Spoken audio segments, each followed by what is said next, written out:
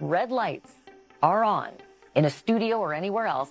They say Diddy was having sex and some of his partners were underage. The judge ordered that prosecutors destroy all copies of his handwritten notes and all of the information gathered. In a recent courtroom session, Diddy's attorney was visibly shaken as the judge unveiled new evidence that has significantly rattled the defense team amid this high-stakes legal battle. The attorney expressed profound concern that handwritten notes seized from Diddy's jail cell could potentially expose sensitive defense strategies. In response to this alarming development, the legal team promptly filed a motion requesting that these notes be excluded from evidence, arguing that their seizure constituted a violation of attorney-client privilege. Diddy's lawyers presented their case in federal court, asserting that the handwritten notes taken by federal agents during a sweep of the prison should be suppressed. They voiced fears that the contents of these notes could contain damaging admissions and statements that would undermine Diddy's defense. The federal agents reportedly seized the notes as part of a broader search for illegal items within the prison, which has raised questions about the legality of their actions. The defense's motion aims to prevent the inclusion of these notes in the evidence for Diddy's upcoming trial, scheduled for May 5th, 2025. They contended that 11 out of the 19 pages of notes contained communications directly related to Diddy's legal counsel. The defense argued that the manner in which the notes were obtained, without prior notice or a warrant, was so egregious that it warranted the dismissal of the entire case, or, at the very least, the termination of the prosecutors involved in the seizure. A notable point of discussion during the hearing was Diddy's to-do list, which, unlike typical lists, included items that raised eyebrows and sparked speculation. The court learned that authorities had conducted a search of Diddy's jail cell, uncovering handwritten notes and other materials.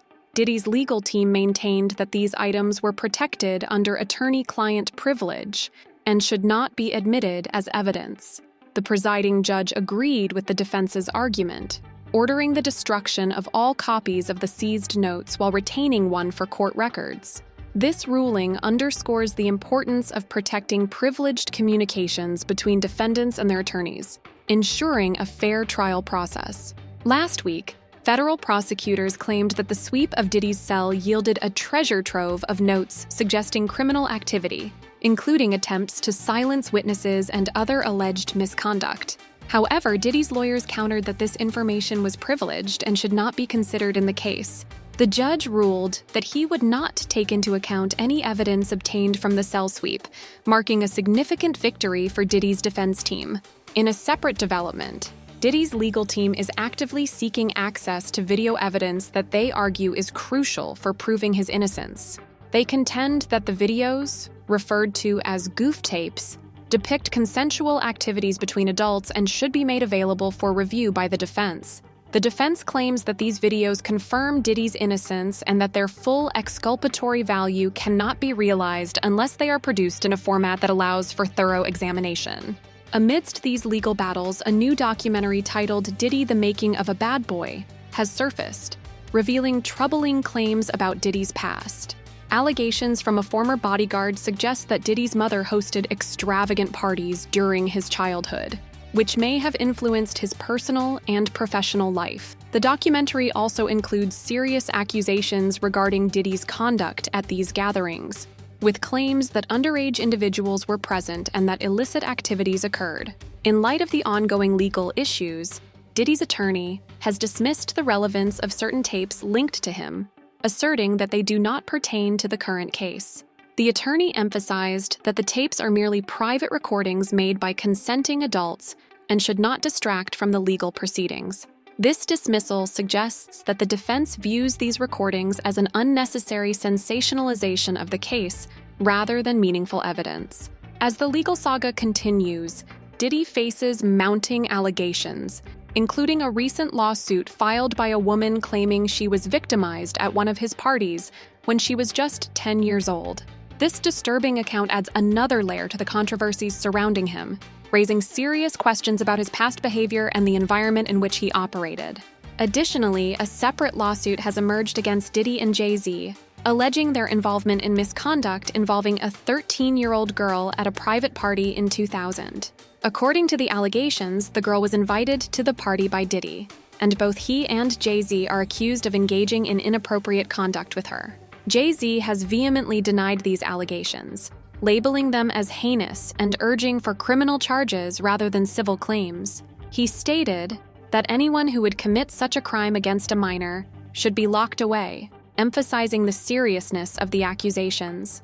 As the legal landscape evolves, Diddy's team remains focused on defending against these serious accusations while navigating the complexities of the ongoing investigations and court proceedings.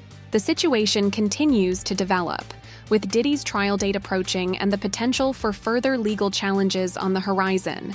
The defense is working diligently to counter the prosecution's claims and protect Diddy's rights, while the prosecution is determined to present its case against him. In the midst of these legal challenges, Diddy has also faced scrutiny regarding his personal life and past actions. A woman has come forward with a heartbreaking account of her alleged victimization at the hands of Diddy when she was just a child. She described being invited to one of his parties and recounted a traumatic experience that has added another disturbing layer to the ongoing controversies surrounding him. Her testimony has raised serious concerns about Diddy's behavior and the potential impact of his actions on vulnerable individuals. Furthermore, a recent interview with Ashley Parham, who filed a lawsuit against Diddy in October, revealed alarming new details that have intensified scrutiny on Diddy's past actions. Parham recounted a harrowing experience in which Diddy allegedly threatened her with a knife, stating that he would give her a Glasgow smile, a term used to describe a specific type of facial injury. She claimed that Diddy's associates warned her that they could make her disappear, further highlighting the alleged intimidation tactics employed by those close to him.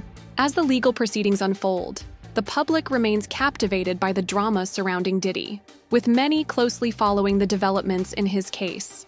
The combination of serious allegations, courtroom battles, and revelations from past associates has created a complex narrative that continues to evolve. Diddy's legal team is working tirelessly to mount a defense, while the prosecution is determined to hold him accountable for the allegations against him.